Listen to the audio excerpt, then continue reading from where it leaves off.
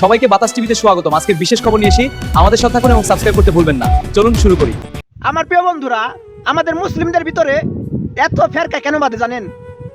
একটাই ফেরকা আমাদের ভিতরে, মুসলিম ভাইদের ভিতরে মিল্লা একটাই ফেরকা হলো মাদ্রাসার কারণে।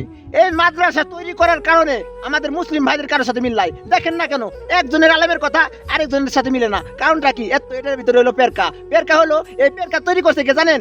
এই ব্রিটিশ সরকার।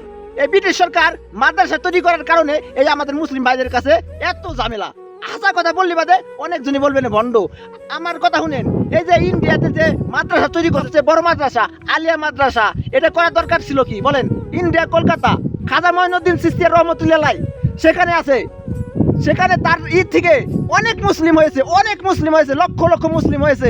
এটার ভিতরে ব্রিটিশরা দেখে যদি এইভাবে চলতে থাকলে তাহলে একদিনকে মুসলিমরা এই দেশটাকে শাসন করবে, মুসলিমের কথাই উঠাবাসা হবে। সেই কারণে ব্রিটিশরা মাদ্রাসা তৈরি করে দিয়েছে।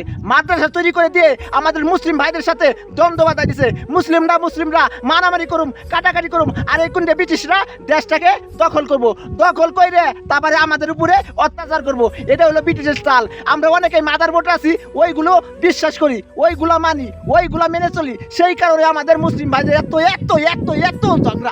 ঝগড়া। উচিত কথা বললে বাদে একে হুমন্দি আছে, হুমন্দিরা এমামা করবো এমনও ভালো হয়ে যায়। এই ব্রিটিশের কারণে মুসলিম ভাইদের ভিতরে এত দ্বন্দ্ব।